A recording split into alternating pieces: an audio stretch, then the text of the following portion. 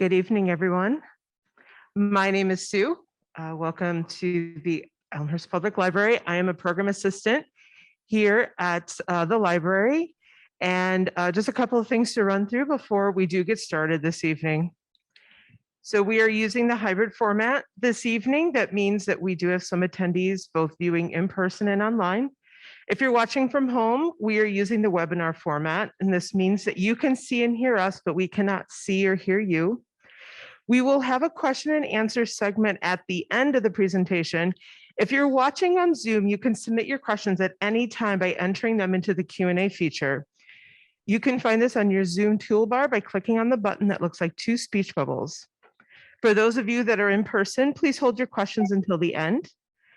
On Zoom, we have enabled the live transcript option. If you would like to disable the words at the bottom of your screen, click on the closed captioning button. If you do not see the button with CC, click on More or the button with the three dots, then select Hide Subtitles. In the library, we have our assisted listening system. If you would like to borrow one of these devices, please ask, just let me know. I'm at the back of the room. It's very easy to use. Just press the power button and then adjust the volume with the up and down arrows. Additionally, we would like to remind you that everyone in the library is required to wear a mask and keep it on at all times. Please also silence your cell phones and any other devices. And then you also, if you're in person, you may see on your chair or maybe around you an evaluation for tonight's program.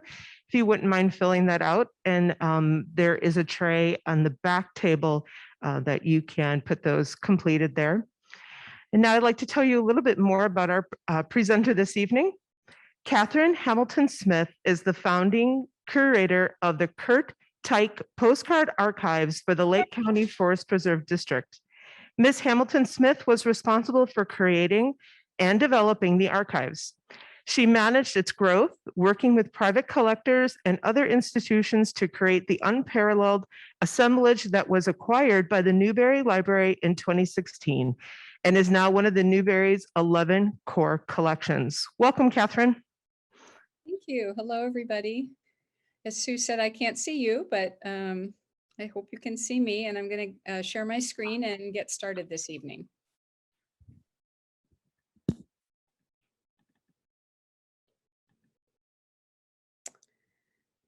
Okay. Well, thank you for that introduction, Sue, and I'm just so pleased to be with everyone tonight, both those of you who are in Elmhurst at the Public Library building and those of you who are joining from home, as am I. I'm speaking to you tonight from Libertyville, where I live with my sons. And I am part of the Illinois Humanities Rhodes Scholar program, which is a program of the Illinois Humanities Council that provides public venues such as libraries and historical societies and museums with free programming that touches on in some way the history of Illinois. This is what you see on the screen right now is the 2021-22 roster of scholars who are available through the Illinois Humanities Council to speak in public settings. And I am the one on the bottom row right in the middle. And in fact, I've recently noticed I'm the only black and white picture on this postcard. So that's me. And I am speaking to you about the history of picture postcards, which some of you may know why that relates to the state of Illinois and Illinois history. And for some of those who are in attendance tonight, it might be a surprise to you. But as Sue mentioned, the reason I have any expertise in postcards is because I was hired many decades ago, actually, to put together what has come now to be called the Curt Teich Postcard Archives, and is now at the Newberry Library. But for about 3.5 decades, it was developed and managed, and access was provided to it through the Lake County Forest Preserve District. This is a picture of me when I was just a recent graduate of graduate school, actually going through the postcards that came from the Curt Teich Company of Chicago. And in a few minutes, I'll explain a little bit about what that was and how it touches on the history of Illinois. But this is me way back in the middle 1980s, actually having just received literally millions of postcards from this Chicago company. I'm just beginning to organize them physically in order to start working with staff to catalog them and provide access to them. So that's why I have any expertise in the history of postcards. And I'll tell you a little bit more about the Tyke company and about its relationship to Chicago in just a minute. But I'd like to start this evening with a little bit of background about how picture postcards even came to be. It is kind of a slow progression of technologies that enabled picture postcards as we know them today to come onto the scene and be available to the public. It's part and parcel of increasingly inexpensive methods of color lithography that was developed in Germany and in the German-speaking countries. And because of the increases in technology, more and more members of the general public were able to have inexpensive pictures, color pictures of lots of things in their lives. Now, what you're looking at on the screen right now may look like a postcard, but if you think about it, it's a little bit too skinny top to bottom, and it's a little bit too wide side to side, maybe more the dimensions of an envelope. And if that's what you are thinking, then you would be correct. In the 1840s, 1850s, and even into the 1860s, decorated envelopes and decorated stationery, letter writing paper, was developed, invented, if you will, and came onto the scene.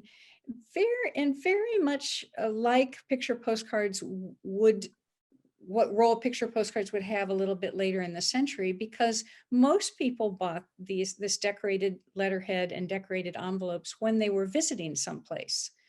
The one you see here is an American example that shows our nation's capital. So whoever bought this bought it probably in Washington, D.C. and is sending it to, looks like they're a friend or a family member in Oakland. Similarly, this is an English example of decorated writing paper or stationery from 1861. You can actually see the date there above the inscription Saturday night. And we can read what this person is saying. My dear George, I've been waiting to write to you for a long time. I've waited till I could get a sheet of paper with a pretty picture on it. So here, this person is actually introducing their note to George with a description of what she's doing, that she went to the store and waited till she could go to the store and buy something with a picture on it in order to indicate where she was staying. This example you can see in the caption below the picture itself is from the English coastal town of Bournemouth. And right at the bottom, you see a little X, almost like a treasure map X, and it says our house. And if you look up on the middle distance on the cliff that overlooks the English Channel, you'll see that little treasure, almost like a treasure map X. So that must be where their holiday cottage was. But you can understand from these two examples, the one from an urban setting, Washington, D.C., and then this one from a coastal town in England, that most people bought these pretty these pieces of writing, these tools, I guess, for writing communication when they were visiting someplace. So it's not unlike picture postcards just a few decades later. The very first postcards, not with a picture on them, were developed in the very last few months of 1869 in the German-speaking countries of Europe, specifically Austria, in October of 1869, and they were called Korrespondenz-Karte. But even without knowing the German, you know that that means it's a correspondence card, if we were to translate it loosely into English. And these early examples were not quite the same dimensions as postcards, and they also did not have a picture on them. They were produced by the post offices themselves and later were produced by the United States Post Office, and most Western European and North American countries produced them. But on the one side, there was an indication of where you should address the card, and on the reverse side, there was nothing at all. So it was left blank for your note, But many people also, companies and small shop owners, use these to imprint on the blank side, whatever it is they're selling, their service. Maybe it's hair elixir or potbelly stoves or shoe repair. So they would buy these from the post offices and then overprint them with whatever it was they were selling. And these were not sent in an envelope. So we've separated the correspondence and communication from an envelope, but yet they still don't have a picture on them. It wasn't until 1889 at the Paris Exposition that the first picture postcards as we know them today came on the scene. And you see them shown on your screen now. You can even see the postmark of 1889. So the 1889 Paris Exposition was a big World's Fair, and hundreds of thousands of people came from all over Europe and from North America to visit the fair. But the principal attraction of the fair was the completion of the Eiffel Tower. And the Eiffel Tower, even if you or I were to go to Paris today, is not to be missed if you're visiting Paris. But in 1889, it was even more so, because at that time, it was the tallest human-made structure in the world. So the experience of ascending to the top of the Eiffel Tower was as high up as you could go anywhere on the planet at that time. So it was quite an event. And the French newspaper, Le Figaro, put together these two ideas of this card that you could send through the mail without an envelope, and this experience of the completion of the Eiffel Tower, and developed the idea of printing a picture, the company itself, printing a picture on these cards. And these are thought of as the very first picture postcards as we know them today. They were only available if you ascended the Eiffel Tower, and at the top there was a post office. You could buy these picture postcards and send them from that post office. You can see from this example that it still has some vestiges of those early Austrian correspondence cards, because they were designed with the picture and a place for any note or communication you wanted to write on them on the non-stamped side of the card. They were designed like this. This one wasn't postally used, so you see that the way it's designed, there's just a big blank space there for you to write whatever you wanted to. And then on the back side of all of these early postcards was just the address and just the stamp box. In fact, post offices around the world would not carry or handle postcards if there was anything written on the front of them, on the stamp and address side of the postcard. So it did not have that divided back that we're used to seeing today. And for those of you who speak French, if you look at this example, it says now carte postale, which is really just French for postcard. And then right below that, it says ce côté est exclusivement réservé à l'adresse, which translated into English means this side, so the stamp side, is exclusively reserved for the address. And you see those on all of these early postcards. In fact, I'll go back to the Eiffel Tower one. If you look up in the upper left-hand of the back side of this one, you can see that same indication. This side is exclusively reserved for the address. So consequently, these early postcards, people really went to town, cramming as much as they could on that picture non-stamped side of the postcard. And this is not even the most extreme example I've seen of someone really taking advantage of every inch of the picture side of the postcard. Sometimes even using what's referred to as, now we refer it to today as Victorian cross writing, where you would write one way and then actually turn the postcard or the paper, the stationery, 90 degrees and then write across it. I've even seen examples where they're turned a third time diagonally and then written a third time across the text. And this text is actually fairly easy to read once you do that thing of turning it. But to get as much as they could on these postcards in these early days, sometimes they would correspondence would involve very novel ways of cramming everything they could into a space. this evening I found online when I was preparing my remarks, this wonderful example of this Victorian cross writing. This isn't on a postcard, but I thought that you would like to see it nonetheless, because I was describing what that was. So again, they write one way and then they turn the paper and write the other. And that's how the recipient could read what the writer intended. So from Paris in 1889, several years transpire and postcards began in Europe to get, these picture postcards began to get a toehold. And it was just a few years later in 1893 in Chicago at the World's Columbian Exposition that an entrepreneur, Charles W. Goldsmith, applied for special dispensation from the US Postal Service to print a similar kind of picture postcard as had been done in Paris for the magnificent buildings at the World's Columbian Exposition. There are 12 designs in the series that Goldsmith printed for Chicago, and you see one of them here of the administration building. And these are considered the first American picture postcards. So as Paris is the birthplace of picture postcards in general, Chicago in the state of Illinois is the birthplace of American picture postcards. So that takes us to this young man, and you're looking at Curt Teich, and Tyke is spelled T-E-I-C-H. You see a picture of him the year he came to the United States, and he was 19 years old when this picture was taken.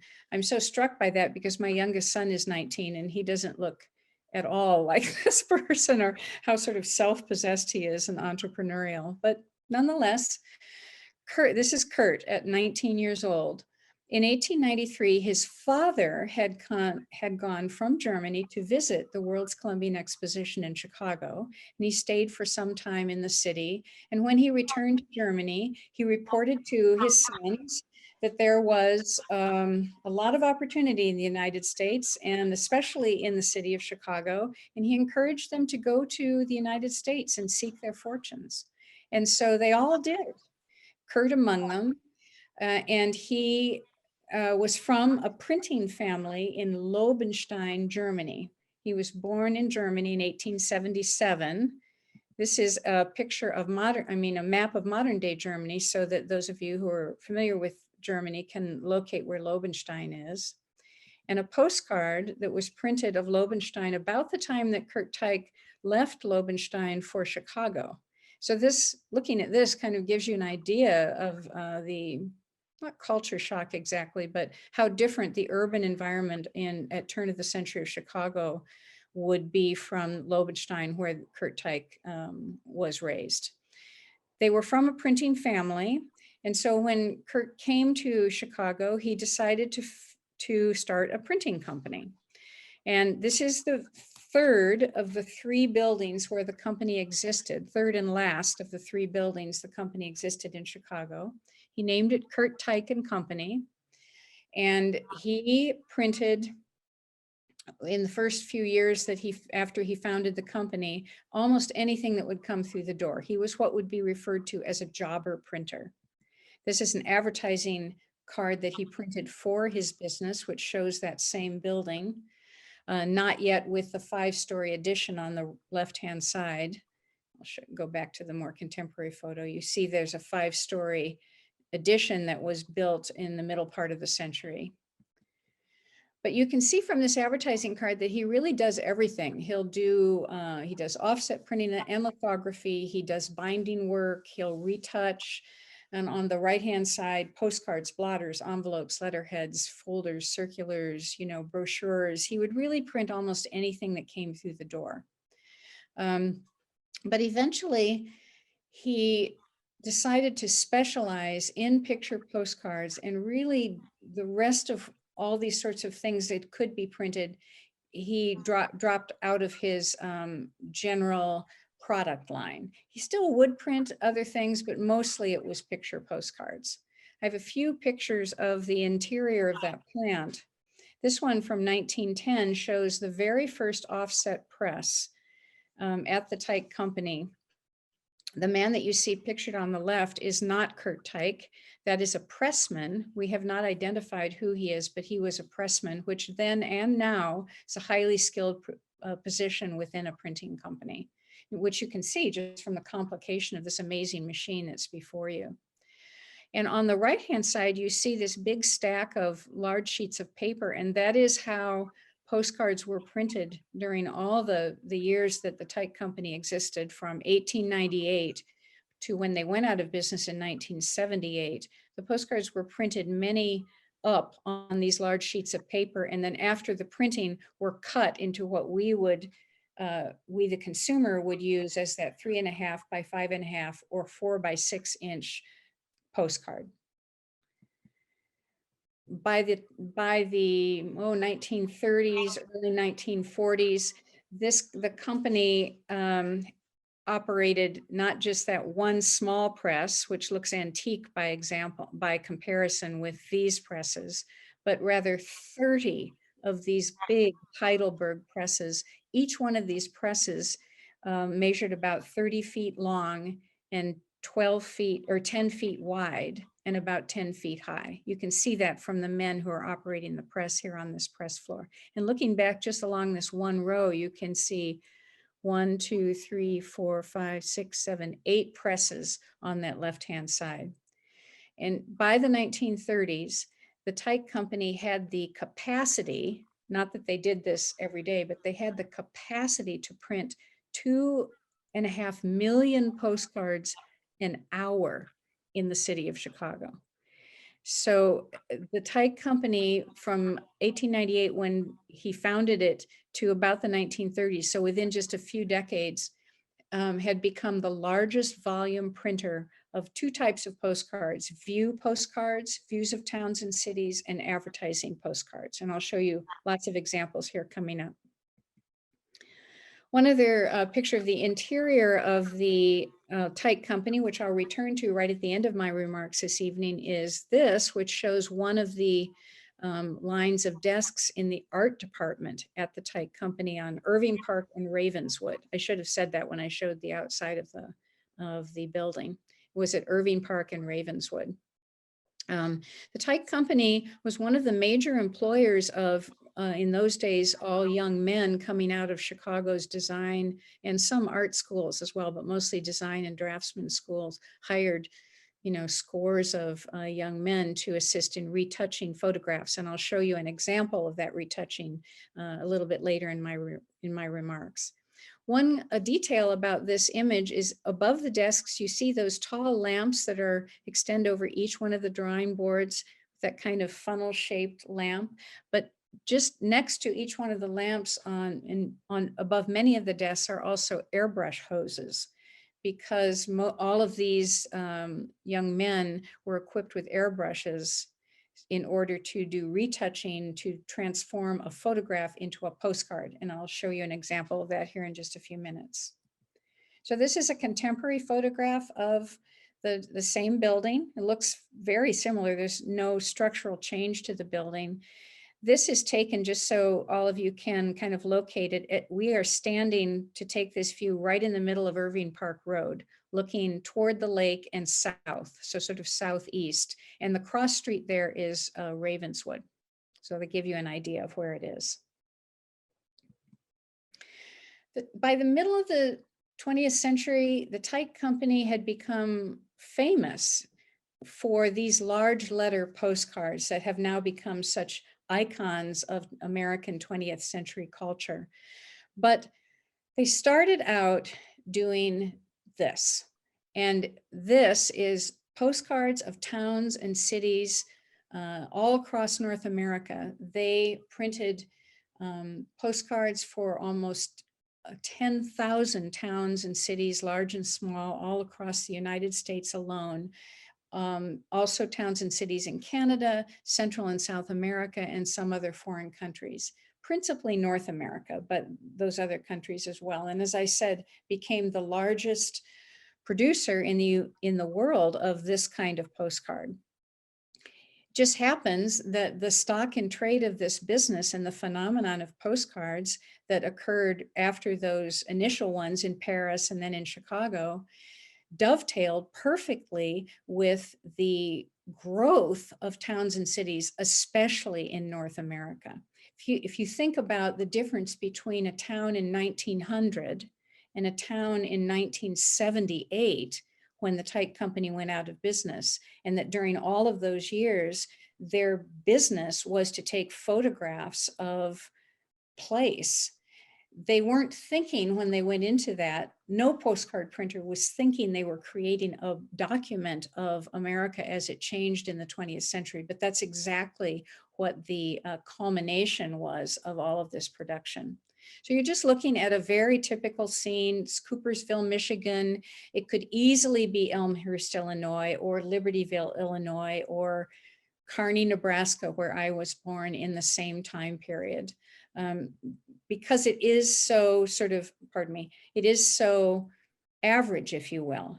It's exceptional to people from Coopersville, Michigan, because they would look at all the important details of which buildings are there and which buildings are no longer there. But it does look like almost any place USA. And that's a very important aspect of the documentary power of postcards, is that they documented these average places. To underscore that point, I show you this one, which is also from the Chicago area, from Pullman, Illinois. And it's an advertising card printed by the Tyke company for this bank in Pullman. And it's a nice looking place, has, nice marble desk to write out your check and marble underneath the teller's booths. But it's not remarkable, really, and it's its unremarkability that is so important, because if it were not for picture postcards and the phenomenon of on them being printed everything that was going on in towns and cities during this time period, it's a strong possibility that these average places would not have even been photographed, that we would not have photographs of them remaining to us today. So the canvassing of pictures of interiors and exteriors of the American built environment, and then the culmination of all of these postcards that were printed during these many, many decades, provides us with an unparalleled document of how America looked and how America changed. So if you will, it's that they are not special is what makes them so special in terms of their documentary power. So it could be something that's been photographed a million times, like this 1908 view of the Flatiron Building in Manhattan in New York, or the absolute most rural locations anywhere. Like this was one of the most modest rural picture postcards I could find to show as a juxtaposition to the Flatiron in about the same time period. Train stations like Sutersville, Pennsylvania, or like Elmhurst, Illinois. Just every place in the United States, no matter how big nor small, was photographed and reproduced on picture postcards. So I'm going to take you down a little bit of I guess I'll say it's kind of like the black hole, or the wonderful world of everything that is pictured on picture postcards, to impress upon you the comprehensive nature of how picture postcards documented the American experience in the 20th century. Starting with this one, which happens to be one of my favorites in the collection. It's from the early days of auto tourism. Americans were beginning to have a little bit more leisure time than in former generations. More people had a little bit more money to spend. And so when cars were invented, and little by little, the availability of a bit more leisure time, the availability of a little bit more money, the growth of the middle class, and the advent of the automobile got people out on the road. I love this image, especially because to me, it's sort of the confluence of home and away.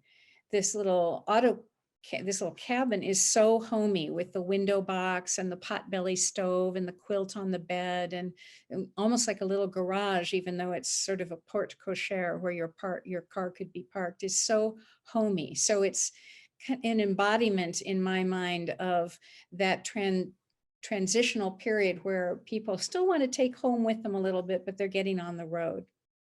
Compared to this one, just a decade and a half later in 1939, well, about 2 decades later, I guess, 1939, Americans are really on the road at this point. You know, so many people have cars, the cars are streamlined, and everything about this particular gas station advertising card from Shreveport, Louisiana, speaks to that time period, just as that early auto court image spoke to the previous time period.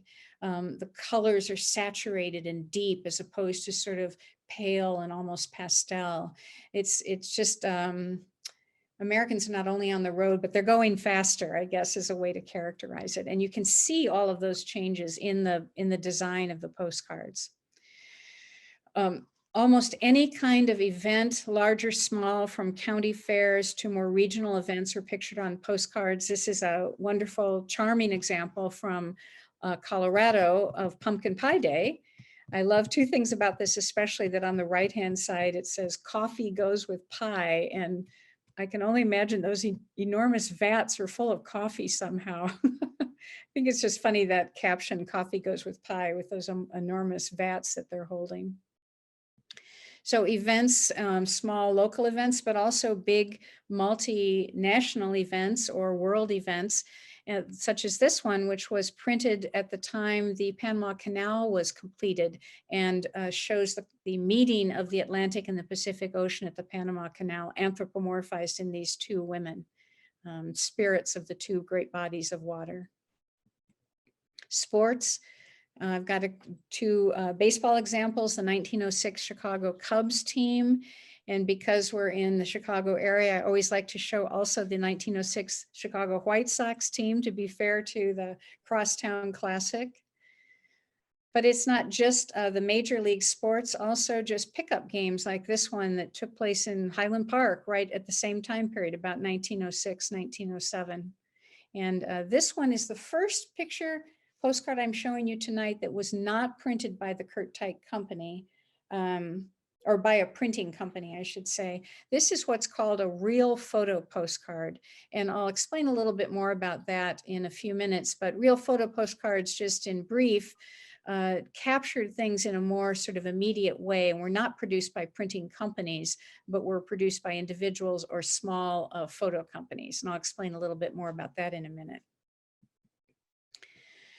So all kinds of events and sort of tourism and all the happy things about the development of the 20th century are pictured on postcards, and also cultural, I don't know what the characterization is, but the cultural experiences of certain groups of Americans are also captured, for good and for negatively and positively, on picture postcards. I have 4, I think, slides today to show you picture postcards that capture 3 different aspects of the African-American experience in the United States in the early decades of the 20th century. This first one has the slogan, "Tell 'em we're risin'." And I had never, until I saw this postcard, which was printed by the Curt Teich company, was not aware of what that slogan meant. You can see it's in quotation marks, so it is definitely a slogan or a motto. And I'll tell you just briefly the story of it. There was an African-American leader whose name was Richard Robert Wright. He was born in 1855. So he was only 5 years old at the time of the start of the Civil War. At the conclusion of the Civil War, in the years following 1867, 1868, 1869, prominent leaders from the North went down to the South trying to heal some of the wounds of the war. And one of them who did that was a Union general, O.O. Howard by name.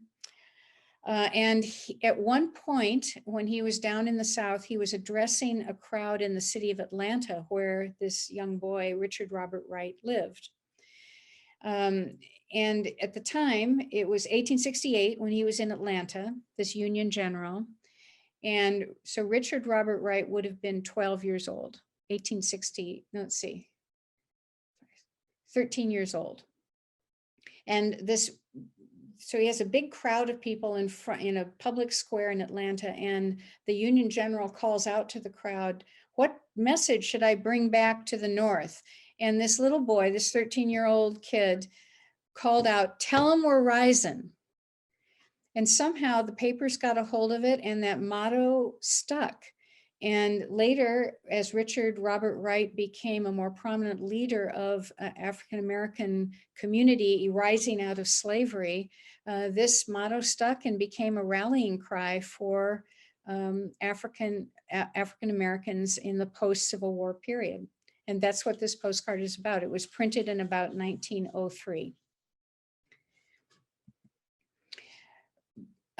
Again, I have 3 examples of the African-American experience on postcards, pictured on postcards, and this is the second of them.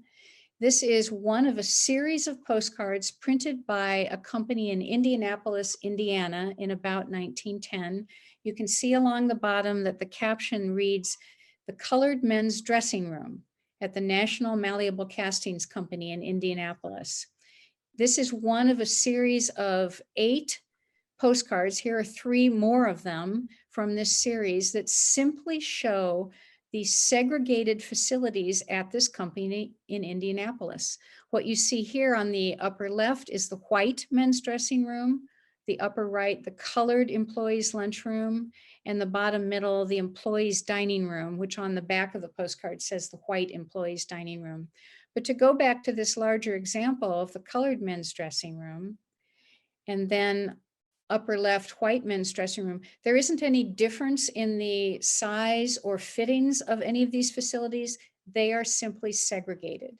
We don't know why this company decided to print this series of cards. We are assuming, though, that it had to do with feeling good about the facilities. And so this comes down to us as just an example of segregation at a certain time period in the 20th century. And then finally this series of 3 from 13 years after that the Indianapolis example was also printed by the Curt Teich Company in Chicago for the KKK, not in Chicago, but in a different location. And this is an example of it's more challenging, more troubling image. But if you go back through these 3 examples, it just touches, it's the very, very tip of the iceberg of examples of one aspect of American culture that is remains to us, pardon me, from printed on picture postcards. There are much more troubling images than even this one. However, obviously, I'm not going to show any of those tonight. To go back to the sort of lighter side and back into this sort of black hole, wonderful world of everything that is pictured on postcards, a short series that shows fashion on postcards from this beautiful about 1905 fashion from Paris and from Austria. A little bit later in the century, these 2 advertising postcards actually for rail travel by train, but especially the one on the left-hand side, the sort of appointments of the luxury car and how everyone is dressed and seated while they're traveling by train is very indicative of the time period. We can see not only the fashions that people are wearing, but sort of this glimpse of the lifestyle. And then another decade and a half later, from the 1950s, is really great. One of my favorite postcard images of Las Vegas. I like it especially because the coloration changes. I want you to kind of think about that as I'm going through some of these images, how it isn't just what is pictured on the postcards, but how the design of the postcards changes. I'll go back to these 2 train ones. And then this one just about 15 years later, and the color. Like that early automotive tourism cabin. And then the next one I showed you was that very streamlined Art Deco. It's not just what's pictured on them, it's the color and design too. A couple more in this fashion series. This is a great picture of a public swimming pool with these ladies in their wonderful pastel colored swimming suits. And this one printed by the Tyke company for the manufacturer of that furniture. So the point of this one was to promote this what we would call today mid-century modern furniture, but in doing so, just like any advertising, it captures the time period, or at least the idea of the ideal life at that time. And then finally, this one from the early 1970s. Again, the color has changed. Obviously, hairstyles have changed, but even the typography has changed as new type styles come to the fore and are used to be more current to the time period. So going back to that Highland Park pickup football game, I'm going to talk just for a moment about real photo postcards. So I'm going to step away from the Curt Teich company for just a minute and explain that real photo postcards are actual photographs printed directly onto photosensitized paper. Kodak and one other company in the early decades of the century produced and for sale photosensitized paper pre-printed with a stamp box and an area for the address on one side, and then could be used to print directly on the postcard your photograph. And so consequently, photographs of happenings were often found on these real photo postcards because at this point, if someone had a little camera, they could take a picture of whatever it was, whether it was something momentous, like in this case, the collapse of a bridge in rural Pennsylvania, or this one, which is a tornado sweeping through Omaha, Nebraska in 1913. Here's two more a little closer to home. The two from a series of several postcards showing the destruction of Murfreesboro, Illinois after a 1925 tornado. This one, the destruction of liquor in front of the Independence, Kansas courthouse in Montgomery County. And it didn't have to be bad things like storms and destruction, but parades were shown on these real photo postcards. This is a road building team. This is the interior of a tailor's shop, where you can see on the left-hand side the swatches of cloth you could pick from and some examples of his wares hanging up there on that railing. And views of towns and streets too found their way onto real photo postcards. One of the things I like to show this one because it is a famous place, not a small rural place like that one I showed you way at the beginning of my presentation. But this is a real photo postcard of Chinatown. And what you see in it is all the detail. These real photo postcards show all of the detail that when a printer would have done the same postcard, they would actually take out. If a printer like the Tyke company had printed this, they would likely have taken out all of the markings on the street itself and maybe picked up, cleaned up the gutters there on the right-hand side and made the street smoother. They probably would have added clouds and a blue sky and maybe taken that wagon out between the two cars in the middle distance there. So they really would have cleaned it up and changed it and made it a little more sparkly, more quintessential. But the real photo postcards just showed everything, which from documentary point of view is a good thing. Wasn't just street scenes though and events, but also people. And they could be people of the most common unidentified type.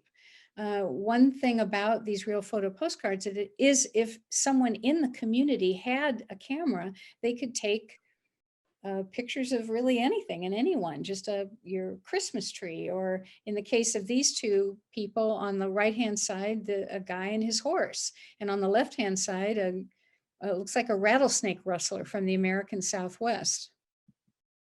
This is a missionary who's spreading the gospel, going around the country in his mission cart. Or it could be the most average people. And I show you two examples here that have a meaning to me personally, because on the right-hand side, that is my great-grandfather, Andrew Jackson Salee, This was taken in Indiana right about the turn of the century. He sent this particular one to my grandmother, which is how it came down to me. And on the back of it, he actually writes exactly what happened surrounding his having this postcard portrait taken. He wrote that a photographer came to town. And those are very important words because there were primarily men, a few women, but primarily men whose business it was to go around the country as itinerant photographers and set up shop for a period of time, maybe a week or a few days, in especially rural places that didn't have photo studios. They would advertise that they were in town, that people could come get portraits done, and they would produce them on postcards. So I encourage all of you who have photographs from the turn of the century of your grandparents, great-grandparents, great-great-grandparents, to look on the back of them, because you might see the stamp box and that dividing line that would indicate that it actually is a postcard, even though it was just an inexpensive way to produce small portraits. So on that right-hand side is my great-great-grandfather, and on the left-hand side is my father, who was, this is also a real photo postcard that was taken in New York right before he shipped out to serve in the Philippines during World War II. In the instance of the left-hand side, this isn't an itinerant photographer because he's standing on top of Rockefeller Center in New York, looking down toward the Empire State Building and the tip of Manhattan Island. But this would be a tourist vendor who would have had the license to be on the top of Rockefeller Center and take exactly the same thing, though, whether it was in rural Indiana in 1900 or in 1942 in New York. Still, you're getting an inexpensive portrait taken on a postcard.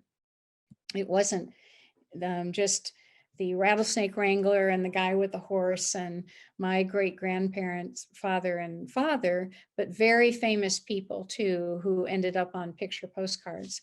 This one is of Benito Mussolini. And this one, oops, I was going to read this to you quickly. I know it looks like that writing is in a foreign language, but it's not. It's in English. And it's pretty interesting if you want to follow along from the top. It says, "This is a recent photograph of Mussolini, a strong face, but not the brutal one some caricatures make of it. Mussolini's mother taught him to read when he was 6. When he was 9, she insisted, notwithstanding his father's indifference, that he should be put into a boys' school. He had a few terms in a normal school at Bologna and a few in the university at Lausanne. He is a great student of history, political economy, and languages. Of these last, he speaks 4, and at 38, he is leading Europe, some say the world." So we don't know who wrote that, but someone obviously admires Benito Mussolini. This was written in 1921 when Mussolini was 38 years old. And then I wanted to say one more thing about these real photo postcards, illustrated by this one, because if you notice that the N in Bank and the N in Penn Street are backwards, and you do see that quite often with people who own a camera and have gotten some of this photosensitized paper. They're having to shoot the postcard backwards. And so they have to write, if they're going to write a caption on the card itself, they have to do so on the negative under a dark cloth backwards, so that when the photograph is printed, it will read frontwards. And so if you ever see one of these postcards where an N is backwards like that, you know that somebody who was just trying their best to write backwards so that it would appear forwards. And this is quite a common thing that you see in these average kind of homemade real photo postcards.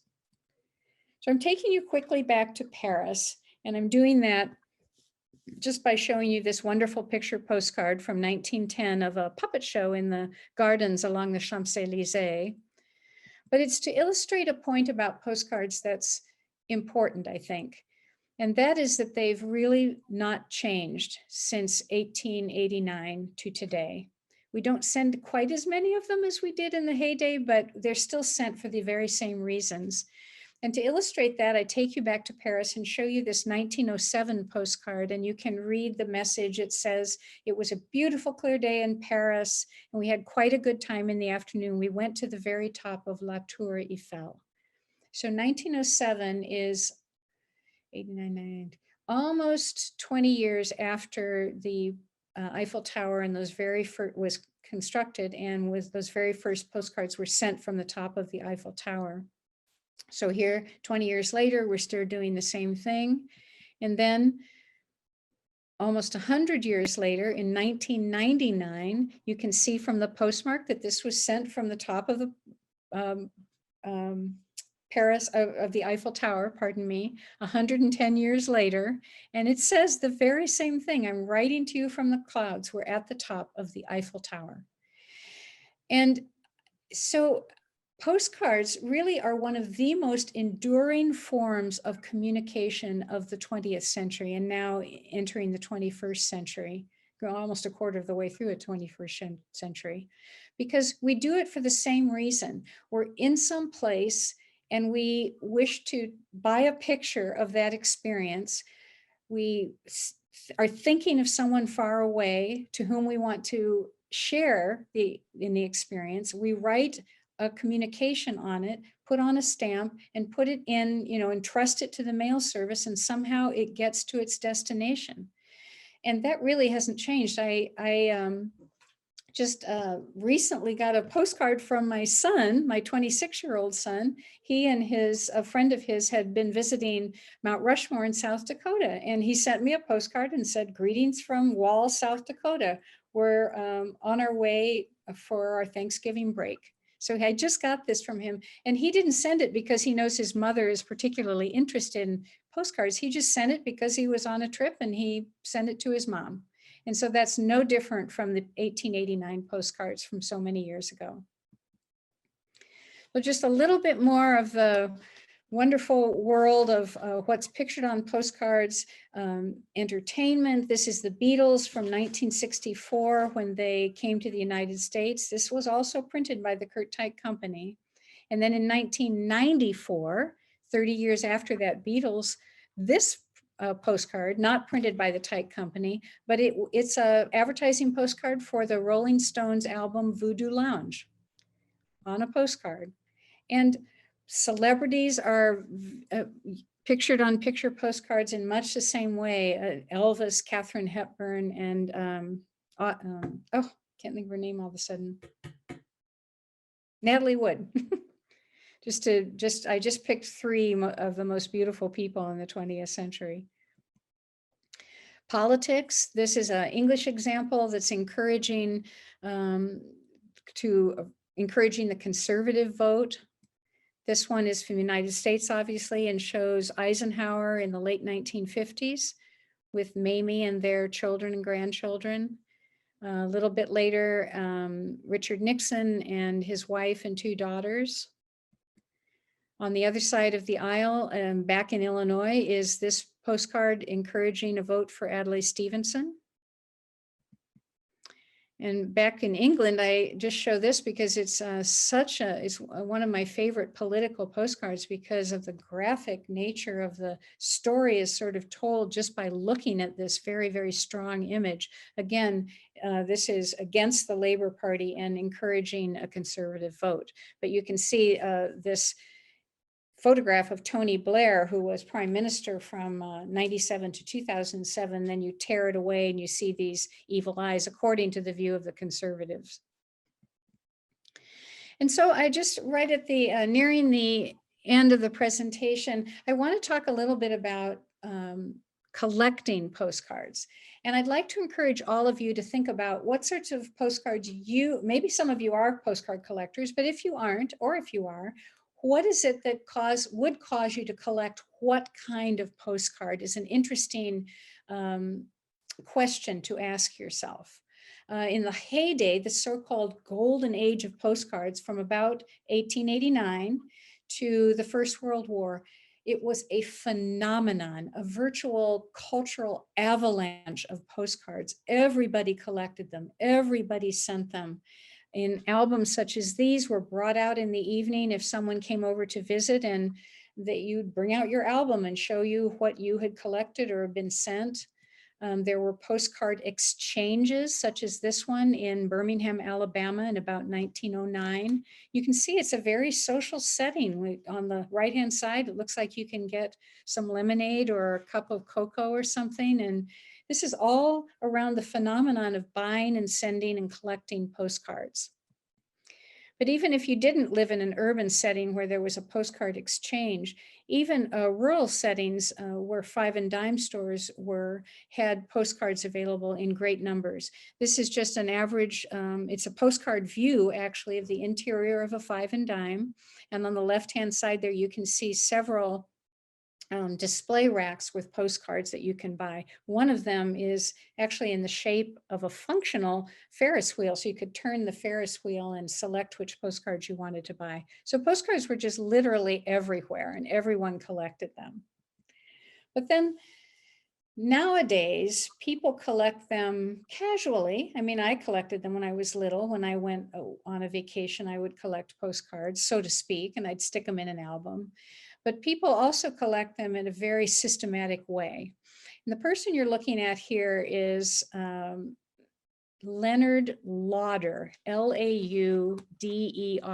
And he is the son of the cosmetic mogul Estee Lauder, who founded the Estee Lauder Company, which is now one of the largest cosmetic and beauty companies in the world. So Leonard Lotter is Estee Lauder's son. He's pictured here a few years ago, maybe 7 or 8 years ago. He's now, I think, in his middle 80s. And he's pictured in front of a painting by Picasso. His family was very, very successful in business. And so he had a great deal of money at a certain point to purchase very high-end works of art. And just a few years ago, he gave, I think, 27 or 28 Cubist paintings to the Metropolitan Museum of Art in New York, including Picasso and Braque and Leger, worth millions and millions and millions of dollars. But he got his start collecting postcards when he was a little boy. His family would go down to Florida in the winter to Miami Beach, and he was just captivated visually by the buildings in Miami Beach and by all the postcards you could buy of them. And this is one of the, what you see here is one of the very first postcards he ever purchased. And he kept them and collected them and started to broaden his collection of postcards so that he still collects postcards today. Now, the postcards he collects are very art focused, kind of high aesthetic postcards generally. You might recognize this lady. I showed her a little bit earlier when I was talking about fashion, but she is from, she and this other postcard to the left are both from the artist collective group, the Wiener Werkstatt. Wiener is the German pronunciation for Vienna, that was in Austria from about 1903 to World War I. And that artist collective produced many things, textiles and furniture and small decorative arts, but they also produced 925 art postcards. So he collects these. There's 2 examples here. He collects art postcards that were made in Japan. These are 2 Japanese examples from his collection. And buildings, views of Japan. This is a beautiful view of the Imperial Hotel in Tokyo, which was designed by Frank Lloyd Wright from his collection. But he collects social commentary and more documentary postcards too. He collects postcards about the women's right to vote movement, such as this example from England. He collects Santa Clauses, interestingly. This is a rare example because Santa's coat is purple instead of red, so it's highly collectible. I should step back and just say, the reason I'm talking about Mr. Lotter is going all the way back to the Curt Teich Company archives that I was hired to curate so many years ago. After we finished cataloging company collection from the Curt Teich Company, about 10 years into the project, we began to broaden the collecting scope of the archives and to accept collections from other places, other private collectors. And Mr. Lotter gave us some of his collection, and we added that to the Curt Teich Postcard Archives. And then we started to also collect the systematic collections from other collectors, and I'll show just a couple of examples of those. One is a man named Grant Schmalgemeyer. He's long deceased now, but he is a Chicago native, and he tried to collect all of the postcards from the 1933-34 Chicago World's Fair. So that collection is within the Tyke Archives now. Another man named Rich Juvenal also lived here in Chicago, and he tried to collect all the postcards printed, published, or photographed for amusement parks, not expositions like the Paris Exposition, but amusement parks like Disneyland or the White City or Coney Island. There's two examples here. Those are now within the Curt Teich archives. And then another man, James Powell, not from Chicago, but he spent years and years trying to collect all the postcards printed for Route 66. If you can imagine, I think there's just uncountable thousands of them, but he made an attempt at it, and that collection is also now within the archives. I'll show you just a couple of examples from it because it's just such a great collection. Starting with this map showing the route from Chicago to Santa Monica Pier in LA. Winslow, Arizona, great real photo postcard that again shows, like that Chinatown streetscape, shows all the wonderful detail of the street. This one, which is another favorite of mine, I think because I'm a baby boomer, and it just, to me, the color and the cars and everything just strikes to the heart of all the summer vacations I went on with my family. And then this one, one of my favorites from Holbrook, Arizona, because it's also a real photo postcard on Route 66, because what you're looking at right in front of you there is Route 66 through the flat desert sand in Holbrook, Arizona. And this coffee shop where you can get cocktails and coffee, and there's an organist who will play your requests, and there's arts and crafts and lodging adjacent, and you can get gassed up and head out back on Route 66, all at this one spot. Okay, so I'm almost done in case you're worried here, and then I did it right at the end, brought some postcard views of Elmhurst and vicinity for your enjoyment this evening to kind of bring all these concepts home to views that would be most meaningful to you. But I want you to hark back to that view inside the Tyke Company plant with the artist's desks and the airbrush hoses dangling over them. I'm bringing you tonight one example of how a black and white photograph was made into a printed colored postcard at the Curt Teich Company. You're looking at a postcard from 1951 of Kirk's Better Foods in Sioux Falls, South Dakota. So it's a nice looking place, kind of a coffee shop, average customers, looks like it's bustling. And this is the finished postcard as would have been probably handed to you at Kirk's Better Foods in Sioux Falls. This is the black and white photograph that would have been sent from Kirk's in South Dakota to the plant in Chicago with instructions as to what the color would be, because they only had the black and white photograph to send. I want you to look at a few details here. You can see there's a bus cart right in the middle foreground. There's a rag on the floor back behind the counter. And the wall on the upper right-hand side is blank, as you see. On the back side of this photograph are written directions as to what the color should be and what should be changed about the photograph. So reading from the top, it says dark green ceiling, top walls are light green, seats are buff and light green, back sections of wall, dark green and buff. And then right at the bottom, look, it says remove farmer at door.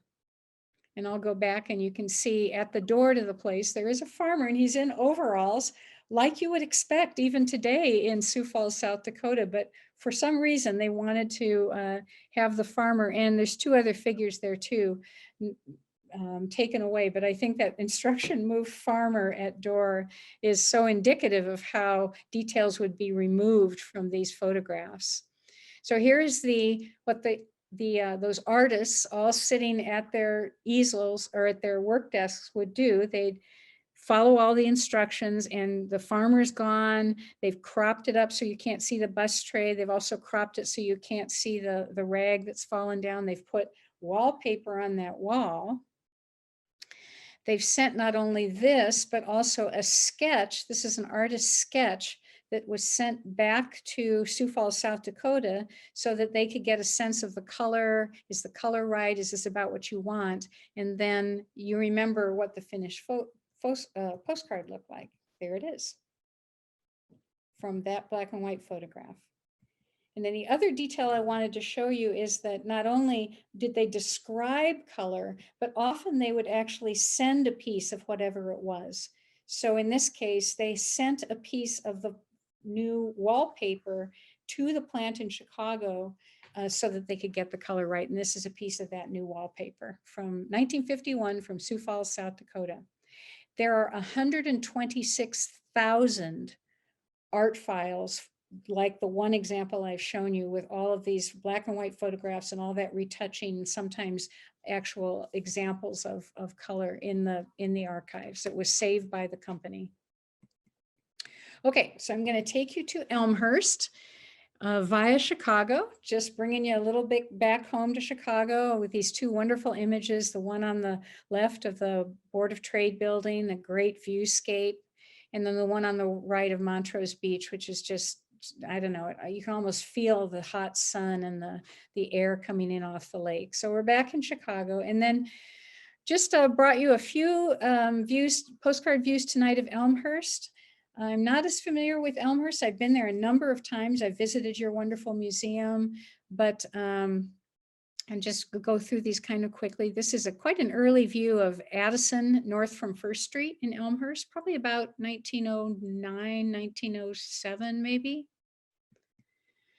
This is a 1929 view of Cottage Hill Avenue, those beautiful elm trees. A sanitarium, Lindlar's Sanitarium in Elmhurst. Another street view. The library, pardon me, the post office. I don't know what made me say the library. Post office. A couple of views of Elmhurst College, this beautiful view of Old Main. And then the Irian Hall. I don't know if I'm saying that quite right. Looks like a dormitory. And then this one of the men's dormitory at Elmhurst College from a little bit later, probably late 50s. And then an interior of that same space. That's a little bit more unusual to have interiors, especially as late as the 1950s or 1960s. So it's hark back all the way to that Pullman image and think about that interiors of some of these common spaces might not have been recorded if it weren't for postcards. A couple of others. This is a really nice motel postcard.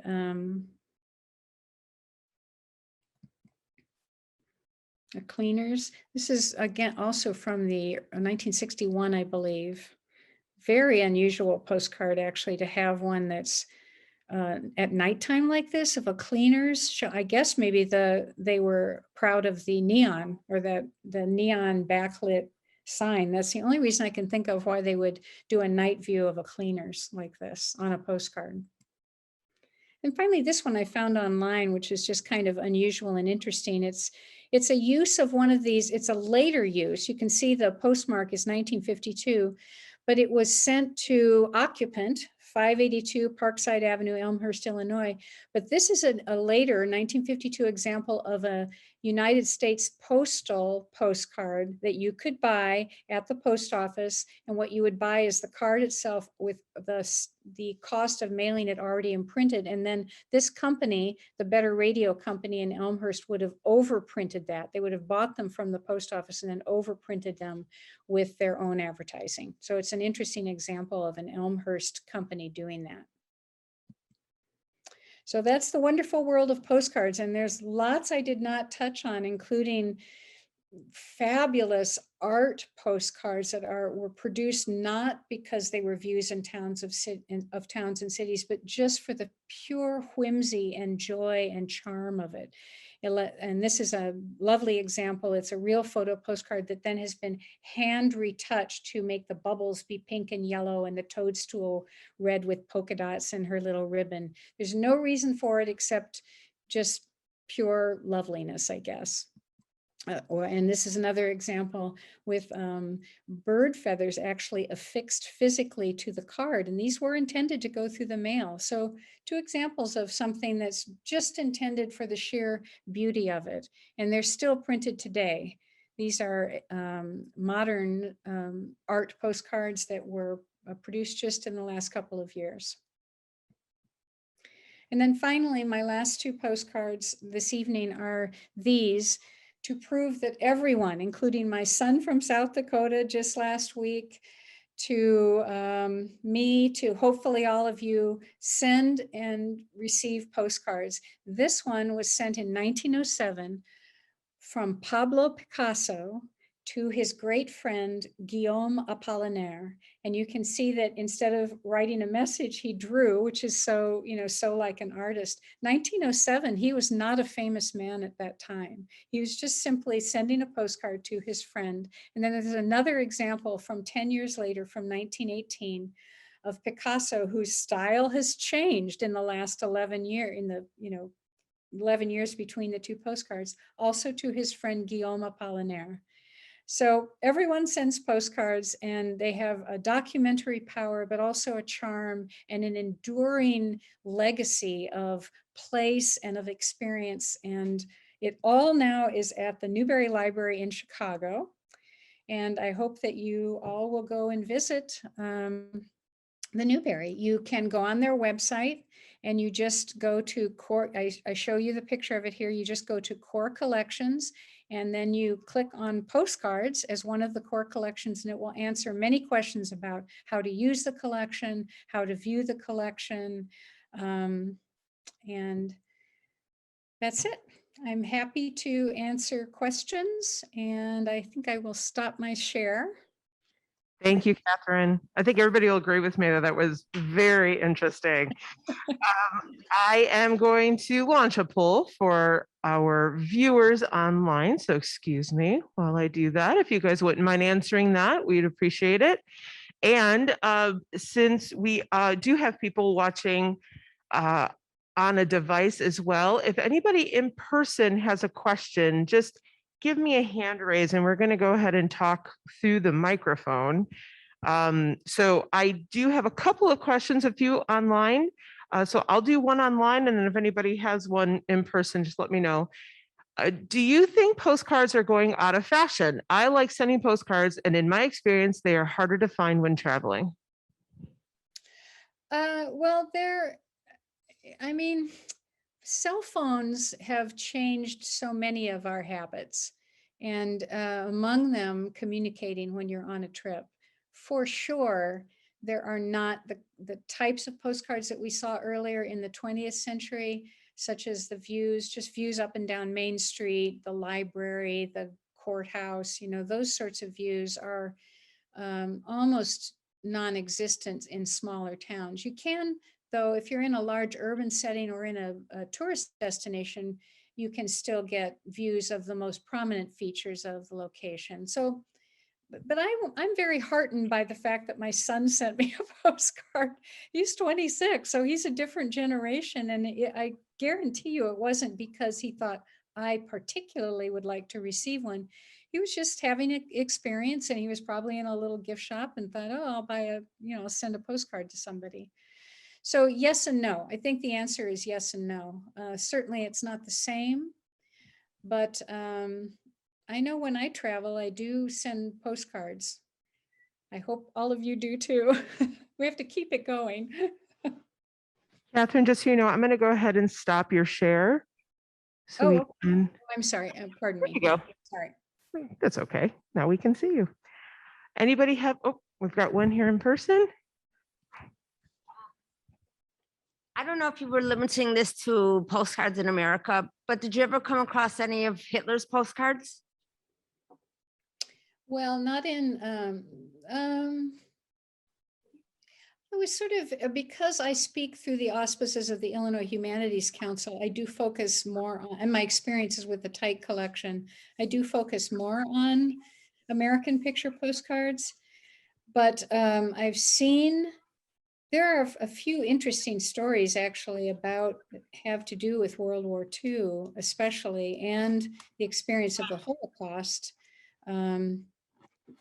Mussolini, the Mussolini portrait card is an interesting one. It kind of touches on it because of what that is, what that message says on the back, and how it's so extols the attributes of this person who, of course, later had such a troubling history.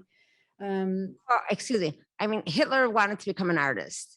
And while he was going through art, he never made it into art school. And that's a Right. whole different story. But he did sell his postcards to make money. And he did draw on them. So I thought I See, I see what you mean. I thought you were talking more broadly. No, I haven't ever seen any of those personally. Sort of, yeah, sort of like the, yeah, you know, I did, there's a recent article that appeared somewhere. Did you see something recently about it? Maybe you could share that with the audience. No? No, she said she's a history teacher. Yeah, I did run across something just in the last month or so about those postcards. I can't remember what the reference was, but I'm sure you could do a search for them. You could do a Google search specifically for Hitler art postcards and come up with some information about it. I don't have any personal experience though. Is the Newbery collection digitized? And if it's not, will it be someday? Thousands and thousands and thousands of the collection were digitized when we gave the collection to them in 2016. So they've only had it, well, 5 years now. And they do continue to digitize. I don't know, because I'm no longer the curator of the collection, I don't know precisely how much staff they have devoted to that or what their approach is. But you can, if you go on the Newbery's website, you can click on several of the links within the postcard section of the website, and it will bring up thousands and thousands of digitized views within the collection. We digitized everything we had for the state of Illinois. I mean, it's just hundreds of thousands of things in the collection. So I don't know what percentage, but a great deal. And anything to do with using the collection at the Newbery, I highly recommend their website. It's very easy to move around, and they have a frequently asked questions. You can send a query into a curator. It's pretty easy to use. Is a postcard more valuable if it has been written on, or is the postcard more valuable if you just buy the postcard, never send it, just buy it for the view? I would say in general, it doesn't affect the value of a postcard really at all, except to increase it if the message has something to do with the picture on the postcard. An example would be if you had, there are many hundreds of postcards printed with views of Sing Sing Prison in New York, in Essening, New York. And you can sometimes find out there in the marketplace a view of Sing Sing Prison that's been written on by an inmate saying, you know, I'm getting out in October 15th, come and pick me up. You know, something that refers in a very poignant way to the image on the front would actually increase the value. So an early view, let's say a 1920 view of Sing Sing Prison, would have some value. If it is written on by an inmate and they say something sort of interesting that relates, then that actually increases the value. But postcards, like anything, follow a lot of the rules of collecting anything. Condition is very important. So if you're handling postcards, if maybe your aunt or uncle you've come upon their postcard collection, just be very careful handling them, because as the edges get soft and abraded, it does reduce the value. Like anything, if this glass were worth $10 because it's Austrian crystal, but it has a crack in it, that's going to decrease the value.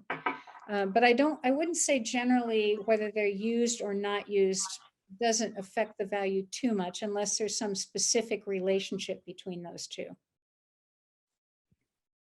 I will say this on the subject of value, that if you look amongst your postcards, if you have them and you have Halloween postcards, those continue. I don't know a lot about collecting postcards because I don't collect them myself and the value of them, but in general, Halloween postcards tend to be quite valuable, more valuable than any other kind of any other holiday. So if you have them, again, if your great aunt or you came into a collection somehow, just be careful about those if you're looking to sell a collection, because they usually have quite a high value. And some of them are, hundreds of dollars.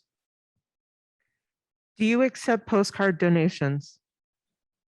Well, I'm no longer affiliated with the Newberry Library, but there is, if you go on their website, there is a link to that very question.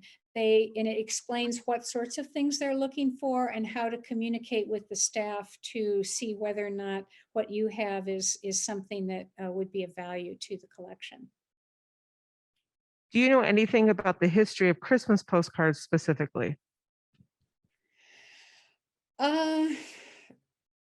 It's not a specialty of mine for sure. I mean, that one Christmas postcard with Santa with the purple coat, actually I went online a couple of days ago to look for vintage postcards of Santa Clauses to kind of get an idea of how much more valuable those purple coat Santas were to other Santas.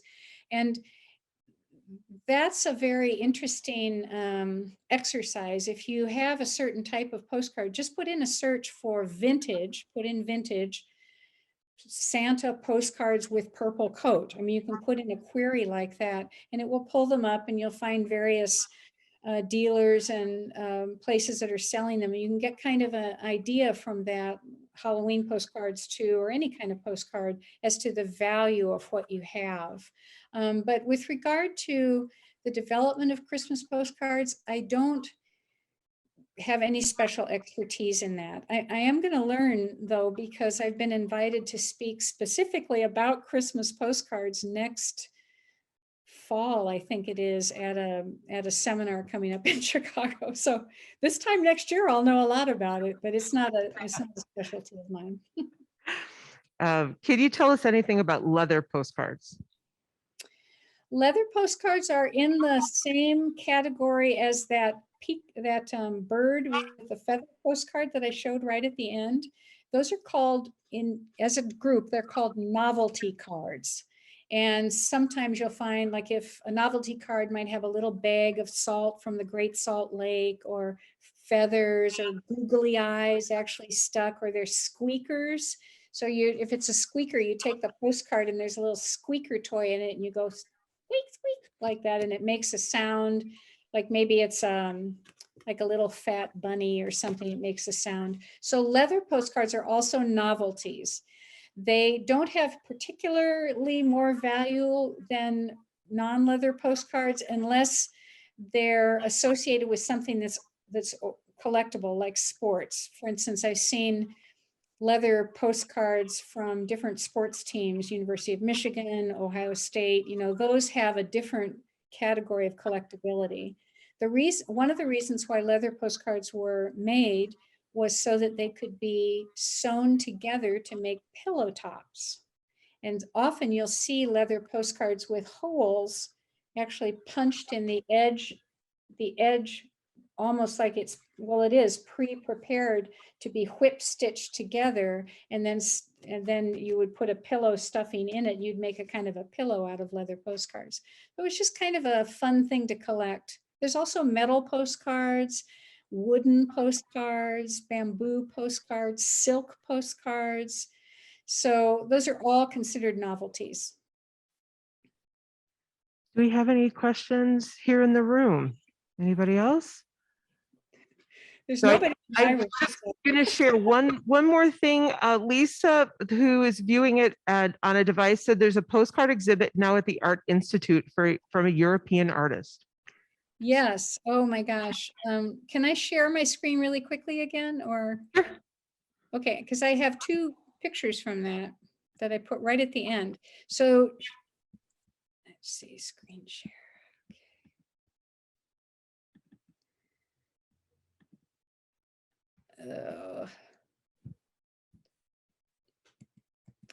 Okay, so these are two postcards by the photographer Curt Teich, K-E-R-T-E-Z-S-Z, I believe, Andre Curt Teich. And there is a exhibit right now at the Art Institute. I think it goes into January or February, maybe, specifically of his photographs that were printed. Their original printing to put them out into an audience was on postcards. So these are a form of real photo art postcards printed by a famous photographer. And it is currently at the Art Institute. I'm so glad someone asked about that. There's just two in the series. So go on the Art Institute website and check that out, or, you know, I think it goes for the next couple of months. Thank you for mentioning that. I'll stop my share. Katherine, thank you so much. Was like I said, it was very interesting, and thank you everybody for coming. And we hope you have a good night. Thank you, everybody. Thank you. Good night.